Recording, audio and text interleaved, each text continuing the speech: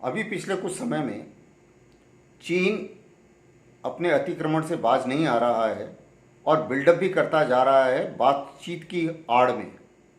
तो एक तरीके से वो बातचीत भी जारी रख रहा है, लेकिन बातचीत के ऊपर कुछ असर का नहीं हो रहा है और ना ही वो उसके ऊपर ध्यान दे रहा है। जितने भी कॉन्फिडेंस बिल्डिंग मेजर्स थे उनको तो उठा के उसने ताक में रख दिया है और उसके बाद में जगह जगह अतिक्रमण किया उसने लाइन ऑफ एक्चुअल कंट्रोल के ऊपर। हालांकि भारत ने बहुत स्ट्रॉन्ग रिस्पांस दिया है, लेकिन अब जो उन्होंने गोल पोस्ट चेंज कर दिया है कि अभी वो बोलते हैं जी 1959 लाइन में 1959 में हमारे जो प्रीमियर थे उन्होंने भारत की लीडरशिप को एक यूनिलेटरली अपनी तरफ से एक लाइन ऑफ एक्चुअल कंट्रोल का अलाइनमेंट भेजा था।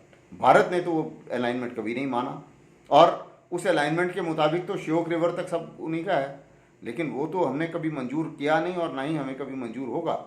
जहाँ तक भारत का सवाल है, जो शिमला एग्रीमेंट हुआ था ब्रिटिश इंडिया और तिब्बत के बीच में, हमारी तरफ से वो बाउंड्री है और वो बाउंड्री लद्दाख में जॉनसन लाइन को फॉलो करती है और जो बाकी का हिमालयज एरिया है उसमें मैकमोहन लाइन को फॉलो करती है।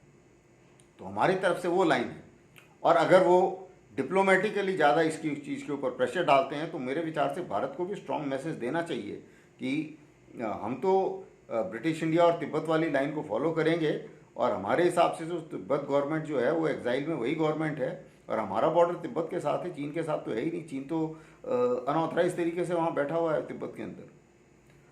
दूसरी बात, जहाँ तक मिलिट्री का सवाल है, हमें लंबे स्टैंड ऑफ के लिए तैयार रहना पड़ेगा। हमें यकीन करना पड़ेगा कि वो अतिक्रमण ना कर पाएँ। हमें ये भी यकीन करना पड़ेगा कि इतने लंबे लाइन ऑफ एक्चुअल कंट्रोल में अगर वो कोशिश करते हैं अतिक्रमण की तो उसे वहीं रोका जाए।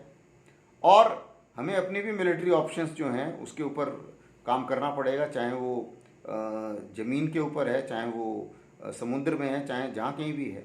लेकिन जो चाइना का अतिक्रमण रोकने का हमारे पास ये हमारे लिए ऑप्शन नहीं है, ये हमारे लिए कंपल्शन है, ये हमारे लिए एक ज़रूरी कदम है देश की इंटीग्रिटी को और सोवरेनिटी को रखने के लिए।